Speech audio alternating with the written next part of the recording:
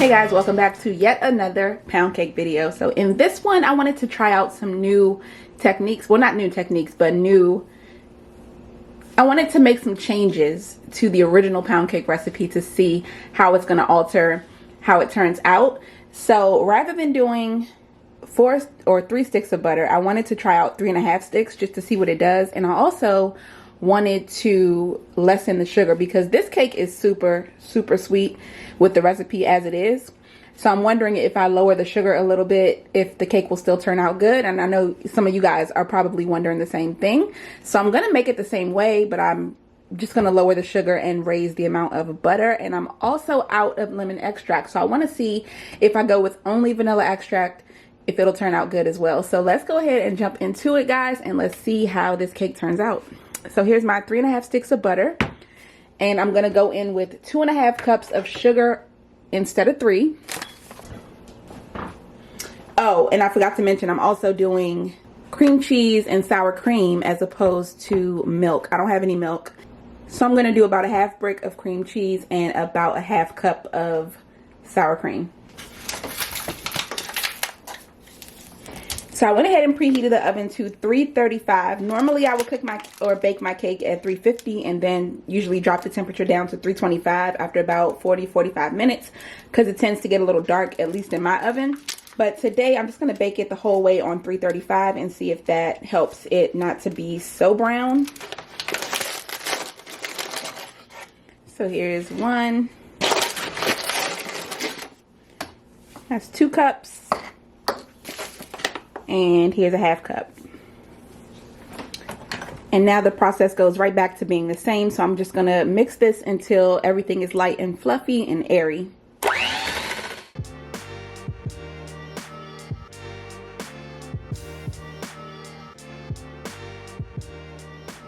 So I went ahead and blended it a little bit so we could see that you can see that the butter and sugar mixture is kind of incorporated, but not fully. It's not all the way there. It's not light, fluffy, and airy. And normally I would tell you guys to blend it until you get to that point where it's fully aerated and it's fully creamed. I'm still feeling resistance as I'm going through it with these blades. So I know it's not there yet, and I can just tell by the way it looks that it's not there yet. So I was thinking, why not, since we're already mixing things up anyway, why not test it out and see what's going to happen if I add the eggs in at this phase? Is the cake going to fully bake the right way? Is it going to droop in the middle? Like, what's going to happen? Is it going to come out perfectly fine? So since we're already changing things up and doing a whole bunch of different stuff, why not just go ahead and test out this theory and see what happens? Because I know a lot of you are not really sure at what point you're supposed to add the eggs in. You're not really sure when you're there. And if you're having issues with your cake, that could be one of the reasons. So let's just see what happens and, you know, make this an experimental video. So I'm going to go in with the eggs at this point. I'm still going to do them one at a time.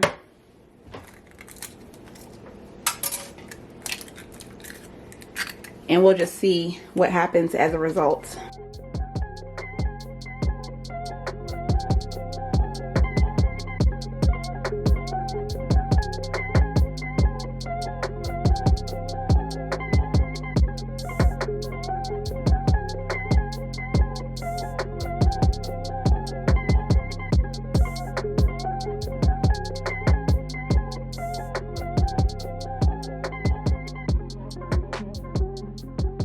Okay, so we got all 6 eggs in, and it honestly looks pretty similar. It looks good. So let's keep going. Here's my first cup of flour.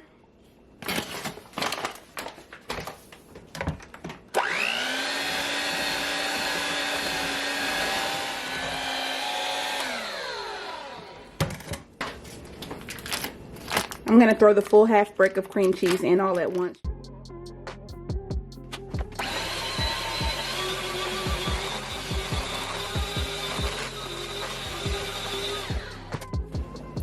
Here's my 2nd cup of flour, and I don't know what it is, y'all, but the holiday season really has me craving pound cake.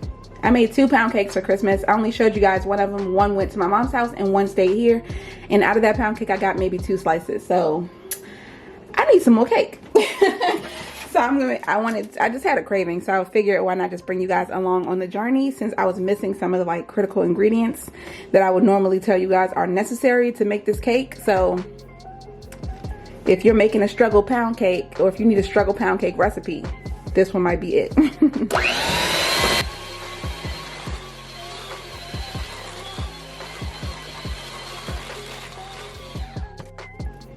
All right, we're going in with some sour cream.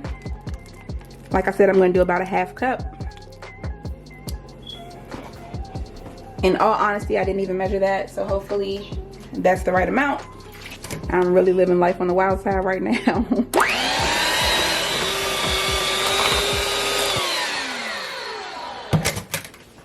And here's our last cup of flour. Also going to go ahead and add in the salt and baking powder. So I'm still putting in 4 teaspoons of baking powder and 1 teaspoon of salt. And all I have is pink Himalayan salt, so that's what I'm going to use.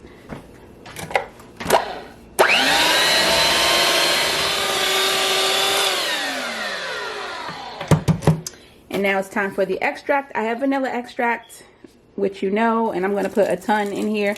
I have some almond extract too, and I think that tastes good, but my kids don't like it, so I'm not going to use it. But if you have almond extract, you could definitely add that. Like I said, if you have coffee creamer, that's a good place to use this. If you have some cinnamon, nutmeg, you can make like a pumpkin spiced pound cake. You could take out some of the cream cheese or sour cream and do some pumpkin in place of it, or you could just do like a cinnamon or a spiced pound cake with just spices. The possibilities are really endless, but today I just want to see how it's going to come out if I make just a plain vanilla pound cake without the lemon extract. So honestly, the batter looks exactly the same. I can't tell a difference in the outcome of the actual batter just from as a result of me not fully creaming the butter and sugar mixture. So right now I'm thinking maybe that step is unnecessary. I don't know. But let me go ahead and taste it, and then we'll bake it and we'll see how the finished product turns out. So I'm going to take a little bit and see how it tastes. It's super thick, but the flavor is so good. Oh my goodness. I've literally never made a pound cake without lemon extract, and it's good with vanilla. I'm going to add a little more, give it one final mix, and then we'll go ahead and get it into our tube pan to bake.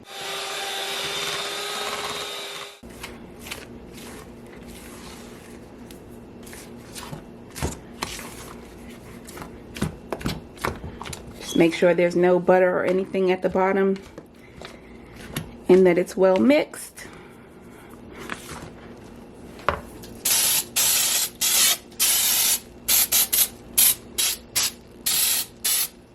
A little bit of flour, just about a tablespoon, so that the batter doesn't come out from the sides of the tube pan.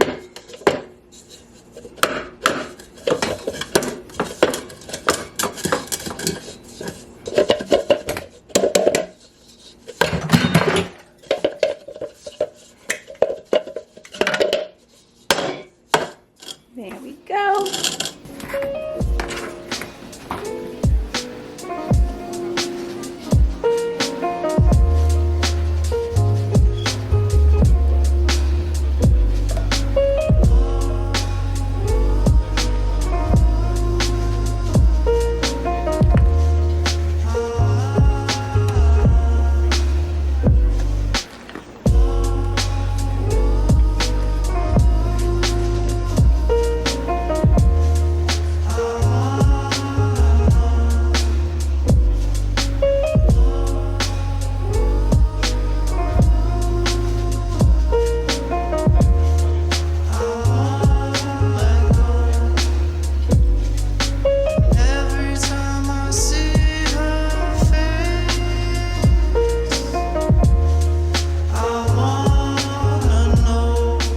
Y'all, let's go ahead and get this into our oven. Like I said, it's preheated at 335 degrees, and I'm assuming this is going to take probably about an hour 15 minutes, an hour 30 max, but I don't think it's going to take that long. I would say maybe about an hour and 15 minutes.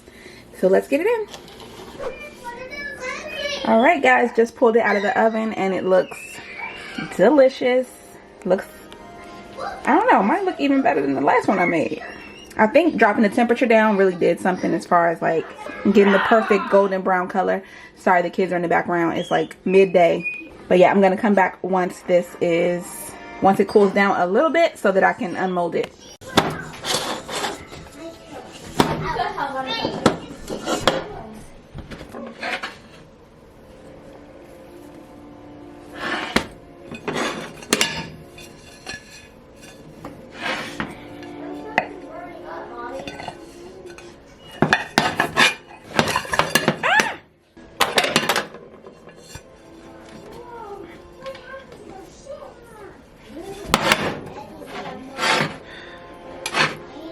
So I had a little bit of trouble getting the cake off of the mold because it's softer than normal. I think the extra butter did that. So yeah, it took a little extra effort, but I did just try a little piece and it's so good. I can definitely taste the extra butter in it.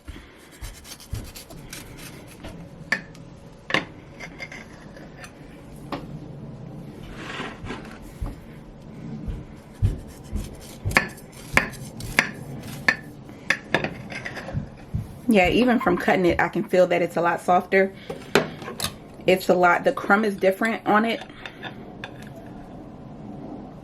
I don't even think I'm gonna be able to get it out of here in one piece just because of how much softer it is. Oh, there we go.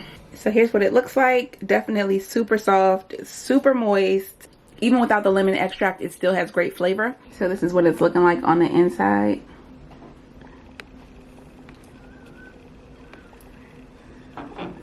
It really just looks like a normal pound cake. But it's when you get into the inside that you see the difference. And it's when you actually feel the cake on the inside that you can see where the differences lie. So, I don't know, guys. This might be even better than the other recipe. Honestly, for like every day or for like a more tame version of a pound cake or a more traditional version, this is perfect. This would be really good with like strawberries and cream for like a strawberry shortcake kind of situation. The butteriness is perfect. I feel like it has the perfect amount. There were no adverse reactions as far as the technique that we used, doing it a little bit different this time. It's just perfect. I love it. And I think you guys will love it too. So try this one out and see what you think. Let me know down below in the comments if you prefer this cake better or if you prefer the traditional version better. You guys will have to make it and let me know what you think.